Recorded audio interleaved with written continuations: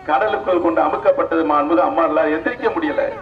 2011 அடைந்த தோல்வி, அதற்கு பின்னாலே 2011 நடந்த உள்ளாட்சி மன்ற தேர்தல், அதற்கு பின்னாலே 2014 நடந்த நாடாளுமன்ற பொதுத் தேர்தல். இந்த நாடாளுமன்ற பொதுத் தேர்தல் 39 இடங்களில் போட்டியிட்டு 37 இடங்களில் வென்று இந்திய பெருநாட்டினுடைய 3வது பெருங்கட்சியாக மாண்பு அம்மா அவர்கள் ஒரு வரலாற்றினை உருவாக்கினார்கள். மீண்டும் 2016 மாண்பு அம்மா அவர்கள் தமிழகத்தினுடைய முதலமைச்சராக இருந்து சட்டமன்ற தேர்தலை எதிர்நோக்கியிருந்த பொழுது 5 ஆண்டு கால ஆட்சியினுடைய திட்டங்கள், தொலைநோக்கு திட்டங்கள், இந்த தொலைநோக்கு திட்டம் என்று சொன்னால் இந்த திட்டத்தினுடைய முழு பயனும் பெறுகின்ற மக்கள் தங்களுடைய திருக்கரையில் நேரடியாக கிடைக்க செய்கின்ற ஆட்சியை மாண்பு அம்மா நடத்தி காட்டினார்கள். ஏதோ திட்டம் அறிவித்தோம், அது அதிகாரிகளும் சொன்னோம், அதிகாரிகளும் கொண்டு போய் கொடுத்தார்கள் என்ற நிலையை மாற்றி ஒவ்வொரு மக்களுடைய பிரதிநிதிகளும் திட்டத்தினுடைய பலனை மக்களுக்கு நேரடியாக திருக்கரங்களில் கிடைக்க செய்கிற ஆட்சியை மாண்புமிகு அம்மா அவர்கள் நிகழ்த்தி காட்டியதற்கு காரணமாக 2016 ஆண்ட கட்சி மீண்டும் 32 ஆண்டுகளுக்கு பின்னாலே ஆளுகின்ற பொறுப்பை பெற்ற ஒரே இயக்கம் அனைத்து இந்திய அண்ணா முன்னேற்ற கழகம் என்ற வரலாற்று பெருமையை மாண்புமிகு அம்மா அவர்கள் உருவாக்கினார். திமுக, காங்கிரஸ், திமுக 10 ஆண்டு காலம் மத்திய அரசு இருந்தாங்க. 10 ஆண்டு காலம் 9 திமுக அமைச்சர்கள் மத்திய அமைச்சர்கள் அங்க வைத்தாங்க. என்ன நடந்தது? ஒரு திட்டம் இல்லை. 1 லட்சம் கோடி ரூபாய்க்கு இன்கம் டாக்ஸ், எக்ஸைஸ், கஸ்டம் டியூட்டியாக தமிழக மக்கள் வந்து வரிப்பணமாக இங்கு மாநிலத்துக்கு தருகின்ற வரிகள் அல்லாத மத்திய அரசுக்கு செலுத்துகின்ற வழியாக 1 லட்சம் கோடி ரூபாய் எந்த உருப்படியான திட்டம் தமிழ்நாட்டுக்கு வர செல்ல வந்து சேரல, எந்த தொகுதிக்கு வந்து சேரல. ஒரே ஒரு திட்டம் அறிவிச்சாங்க, பாலாய் போன சேது சம்பந்த திட்டம். அம்மா சொன்னாங்க, அந்த சேது திட்டம் வந்து ஃபெயிலியர் திட்டங்க, தோல்வி அடைஞ்சிருங்க.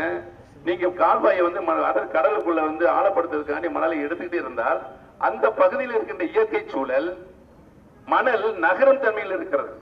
நீங்க என்னதான் கால்வாயிலிருந்து மணலை எடுத்தாலும் மணல் நகர்கின்றே வருகின்ற பொழுது அது மறுபடியும் அந்த பள்ளம் கால்வாய் மேடாகி விடுகிற சூழல் இயற்கை ஆழ்வர்கள் ஆராய்ச்சி செய்திருக்கிறார்கள், ஆய்வு செய்திருக்கிறார்கள், ஆராய்ச்சியினுடைய அறிக்கையை தந்திருக்கிறார்கள் என்று மாண்புமிகு அம்மா எவ்வளவு சொன்னார்கள்.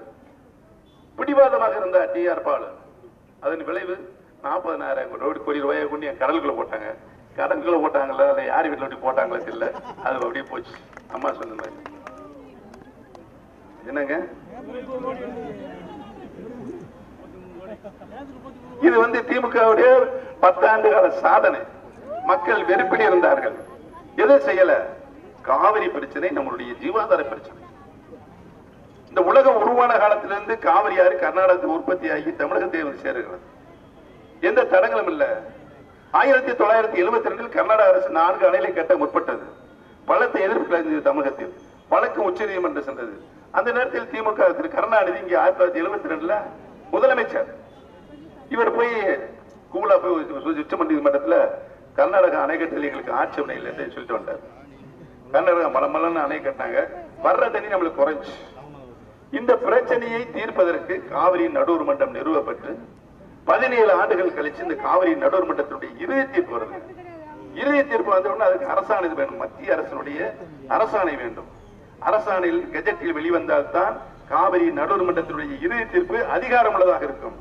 மாண்புமிகு அம்மா சொன்னாங்க, எதிர்கட்சி தலைவர் திமுக இங்க திரு கருணாநிதி முதலமைச்சர், டெல்லியில காங்கிரஸ் கூட்டணி ஆட்சி. அம்மா சொன்ன, ஐயா கருணாநிதி அவர்களை 17 ஆண்டுகளுக்கு முன்னாலே காவிரி நடுவர் மன்றத்தினுடைய இறுதி தீர்ப்பு வந்திருக்குது.